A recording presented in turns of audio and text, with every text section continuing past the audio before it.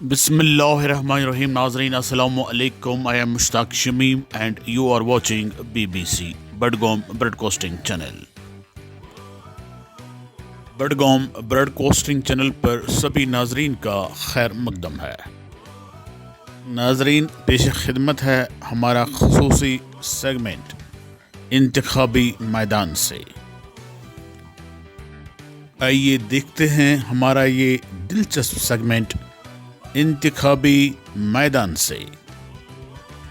ناظرین محترم, آپ اس وقت اپنی سکرین پر ایک ایکسکلوسیو انٹرویو کی تصویریں دیکھ رہے ہیں. بڈگام ٹائمز نامی نیوز پورٹل کا نمائندہ یہاں پر انٹرویو کر رہا ہے جناب آغا سید مجتبیٰ عباس الموسوی الصفوی کا. جہاں تک جناب آغا سید مجتبیٰ عباس الموسوی کا تعلق ہے, آپ ایک ریلیجس ایکٹیوسٹ اور ریلیجس پریچر ہیں. آپ جموں و کشمیر انجمن شرعی شیعہ کے صدر جناب آغا سید حسن الموسوی الصفوی کے فرزند ارجمند بھی ہیں اور انجمن شرعی شیعہ کے اسپوکس پرسن بھی ہیں. اگرچہ ظاہری صورت میں انجمن شرعی شیعہ جموں کشمیر ایک غیر سیاسی تنظیم ہے, لیکن سیاسی معاملات پر یہ تنظیم اور اس کے رفقا زوما برابر نظر رکھے ہوئے ہیں اور بعض سیاسی معاملات پر اپنی آرائیں پیش کرتے رہتے ہیں. چنانچہ فی الوقت ملک کے ساتھ ساتھ جموں کشمیر میں بھی لوک سبھا انتخابات کا دورہ ہے, اور یہاں پر مزے کی بات یہ ہے کہ آغا سید مجتبیٰ الموسوی کے چچا زاد بھائی جناب آغا سید روح اللہ مہدی صاحب بھی اس وقت بطور امیدوار میدان میں ہیں. جناب آغا سید روح اللہ مہدی صاحب کئی بار حلقہ انتخاب بڈگام کی نمائندگی اسمبلی میں کر چکے ہیں اور آپ وزارت کے عہدے پر بھی منصب پر بھی کئی بار فائز رہ چکے ہیں. فی الوقت روح اللہ مہدی صاحب جموں و کشمیر نیشنل کانفرنس, جو جموں کشمیر کی سب سے بڑی ریجنل پارٹی ہے, کے امیدوار کے طور پر وسطی کشمیر یعنی سری نگر, بڈگام, پلوامہ کانسٹیچوئنسی سے انتخابی میدان میں بحث امیدوار کھڑے ہیں. ان باتوں کا اظہار میں یہاں پر اس لیے کر رہا ہوں کیونکہ آغا سید مجتبیٰ الموسوی صاحب نے اپنے انٹرویو کے دوران نیشنل کانفرنس پر تاپڑ توڑ حملے کر دیے ہیں. آئیے پہلے سنتے ہیں کہ آغا سید مجتبیٰ الموسوی صاحب نے نیشنل کانفرنس اور اس کی اعلیٰ قیادت پر کس طرح سے تاپڑ توڑ حملے کر دیے ہیں. پھر پروگرام کے اس پار اس معاملے پر مزید چرچا کرنے کی کوشش کرتے ہیں. آئیے سنتے ہیں.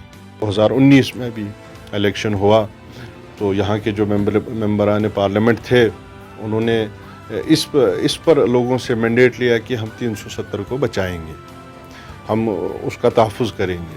جیسے ایک عام نعرہ تھا کشمیری میں, جون عزت میون عزت 73 تو جب وہ عزت لوٹی گئی, آپ دیکھیے 2019 میں مئی اپریل میں الیکشن ہوا تھا, اگست میں پھر یہ بات ہوئی, لیکن وہ 5 سال وہاں خاموش بیٹھے. 5 سال انہوں نے یہ احساس نہیں کیا کہ ہمارے پاس ایک مورل رسپانسبلٹی ہے. کشمیری لوگوں نے ہم کو ایک مینڈیٹ دیا تھا کہ آپ 370 کی حفاظت کریں گے پارلیمنٹ میں, ہم نہیں کر پائے. کم سے کم اتنی ان میں غیرت ہونی چاہیے تھی, اتنی ان میں مورالٹی ہونی چاہیے تھی کہ وہ اس ہاؤس سے استعفیٰ دیتے, تاکہ پوری دنیا میں یہ میسیج چلی جاتی کہ نہیں, جو الیکٹڈ ریپرزنٹیٹیو تھے پارلیمنٹ میں اس سرزمین سے, کہ جس سرزمین سے اس 370 کا تعلق تھا, اور تینوں نے استعفیٰ دے کے اس بات کا جو ہے اپنا جو پروٹیسٹ کیا ہے کہ ہم اس کے ساتھ نہیں ہیں. لیکن ایسا کچھ ہمیں دیکھنے کو نہیں ملا. پتہ چلتا ہے کہ ان کا وہاں جانا صرف اپنے اقتدار کے لیے تھا, اپنی کرسی کے لیے تھا. لوگوں سے جس بات کا انہوں نے مینڈیٹ لیا تھا اس کی ترجمانی انہوں نے وہاں نہیں عملی طور کی. صرف آپ پریس کانفرنسیں دیں گے, آپ کہیں اور پہ سیمینارز میں بولیں گے, لیکن جہاں پہ آپ کو بولنا تھا, عملی دکھانا تھا, آپ کو کشمیر کی تاریخ آپ کو یاد رکھتی کہ سچ میں یہ 300-400 کے خلاف یہ 3 لوگ نہیں لڑ سکتے تھے. لیکن جب نہیں لڑ سکتے تھے یہ اس ہاؤس سے باہر ہو گئے, انہوں نے استعفیٰ دیا. یہ تاریخ میں زندہ رہے, لیکن آپ خود انصاف دے دیجئے, اب ان کو کون یاد کرے گا؟ وہ 5 سال تو ختم ہو گئے, وہ کرسی تو چلی گئی, لیکن تاریخ ان کو یاد رکھنے والی نہیں ہے, بلکہ اگر رکھے گی بھی ایک غدار کی حیثیت سے ہی رکھے گی, کیونکہ 370 ایسا معاملہ تھا کشمیریوں کے لیے جو نہ صرف ایک قانون تھا ہندوستان کے آئین میں, بلکہ یہ ایک ایسی وابستگی تھی جس میں کشمیر کے لوگ ہیں ان کے احساسات جو ہے اس سے وابستہ تھے, تو اس کو ہٹایا گیا تھا.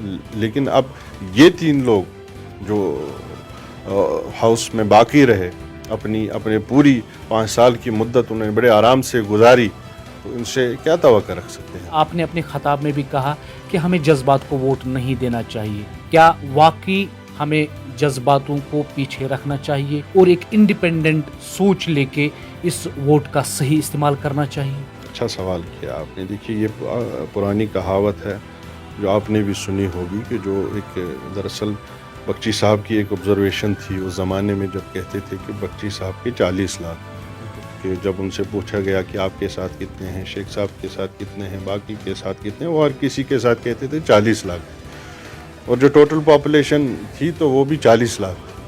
تو کشمیریوں کو اس چیز سے اب ابھرنا چاہیے, کشمیریوں کو ایک سیاسی بصیرت کا مظاہرہ کرنا چاہیے, ایک ایسی قیادت کو چننا چاہیے جو سچ میں سچ پہ, سب سے پہلی بات ہے جو سچ بولتی ہو, جو جھوٹ نہ بولتی, وہ امین اور صادق ہونا چاہیے. یہ لوگوں کو دیکھنا چاہیے کہ اگر ہم کسی کو چن رہے ہیں یہ امین ہے کہ نہیں, یہ صادق ہے کہ نہیں, یہ سچ بولنے والا ہے کہ نہیں, یہ امانت دار ہے کہ نہیں.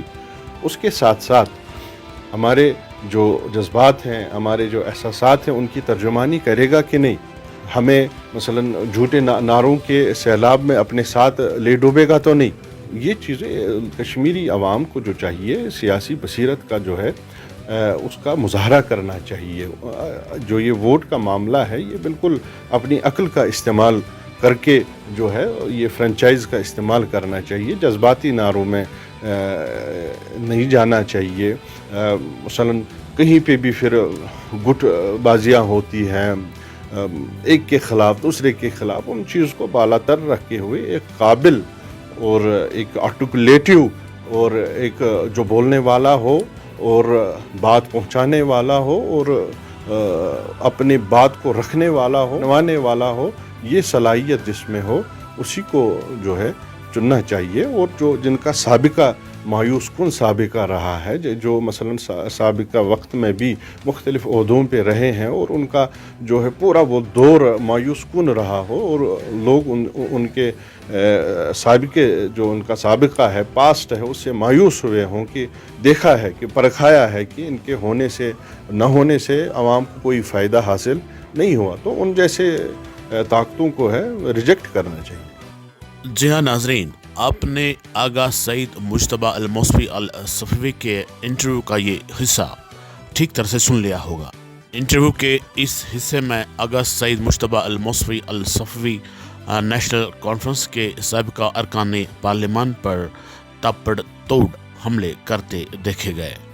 انہوں نے ویسے درست ہی فرمایا ہے کہ ان 3 ممبران پارلیمنٹ جو 2019 سے لے کر 2024 تک متواتر طور پر پارلیمنٹ میں جموں کشمیر بطور خاص کشمیر کی نمائندگی کرتے رہے, اور اسی ٹینور کے دوران مرکزی سرکار یعنی بی جے پی سرکار نے جموں کشمیر کا اسپیشل سٹیٹس ہم سے چھین لیا ہے, دفعہ 370-35A ایبروگیٹ کیا ہے. لیکن ان 3 نمائندوں نے اس غیر آئینی اقدام کے خلاف وہاں پر کوئی خاص آواز بلند نہیں کی, اور نہ ہی وہاں پر مستعفی ہونے کی زحمت گوارا کی. آغا سعید مجتبیٰ الموصوی صاحب نے واشگاف الفاظ میں یہاں پہ اپنے انٹرویو میں کہہ دیا ہے کہ نیشنل کانفرنس کے جو سابقہ ممبران پارلیمنٹ رہے ہیں ان کی کارکردگی مایوس کن رہی, اور آئندہ سے ہم نے اس چیز کو مد نظر رکھ کر ہی اپنے ووٹ کا استعمال کرنا چاہیے. آغا سعید مجتبیٰ الصفوی الموصوی نے اعلان کر دیا ہے کہ ہمیں ایسی طاقتوں کو ریجیکٹ کر دینا چاہیے جن کی کارکردگی پچھلے ٹینور میں مایوس کن رہی ہے.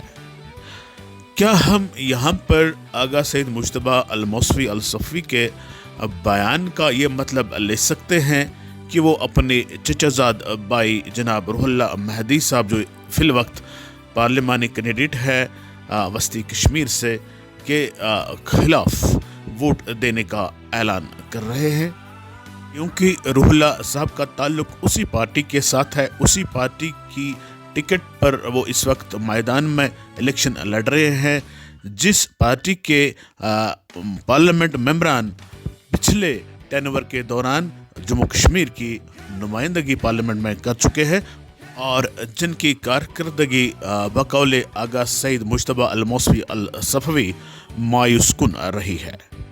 शुक्रिया नाजरीन, BBC के साथ बने रहने के लिए आपका बहुत बहुत शुक्रिया। Thanks for watching BBC।